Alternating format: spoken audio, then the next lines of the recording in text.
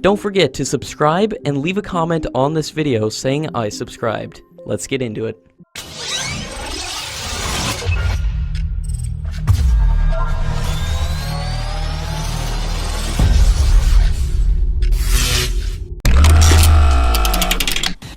The Indian Air Force Chief had said recently that 6 squadrons of the Tejas Mark II has been planned in the immediate future, accounting for a total of 108 Mark II fighters. The Air Officer Commanding-in-Chief of the Eastern Air Command has said that the Tejas Mark II will replace the Mig-29 in the next 10 years, the Jaguar in the next 15 years, and the Mirage 2000 in the next 20 years, and this adds up to a total of 12 squadrons. This 12 squadrons remark might have included the procurement in the long term, which might involve future variants of the Tejas Mark II, which is said to be a larger and more powerful aircraft with more load-carrying capacity. The Indian Air Force is planning for an aircraft that can lift at least 6.5 tons of load, as compared to the present 3.8 tons of the Tejas Mark I. The Indian Air Force also expects that the prototypes of the AMCA will be heading towards mass production in the next 15 years.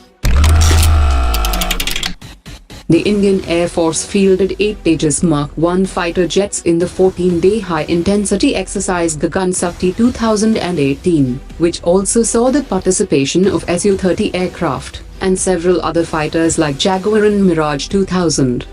The Air Officer Commanding-in-Chief of the Eastern Air Command has disclosed that the Tejas aircraft had emerged with best range scores in terms of best delivery by any aircraft in the entire exercise. According to latest reports, the Indian Army is planning to scrap the 3,000 crore rupees deal to acquire more than 4,000 Israeli spike systems, and will go with the Indigenous man-portable ATGM systems. DRDO is making fast progress in the Indigenous system, and it will start its second trial very soon.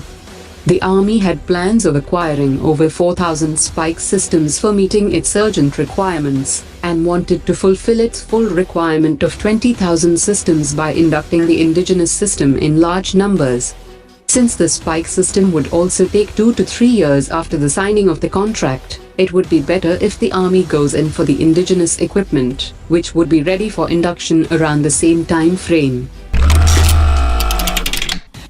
The Russian Defense Minister will visit India on 14 December, and he will be accompanied by the Director of Federal Service for Military Technical Cooperation, which is responsible for defense exports.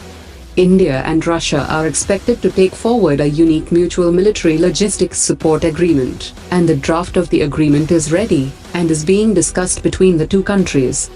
If the lease of the second Akula-Class Submarine is finalized, the military trade between the two countries in the financial year 2018 to 2019 will touch $11 billion. Defense analysts have said that the Akula submarine will be a test bed for various technologies, which will ultimately make its way into India's SSN-class submarines.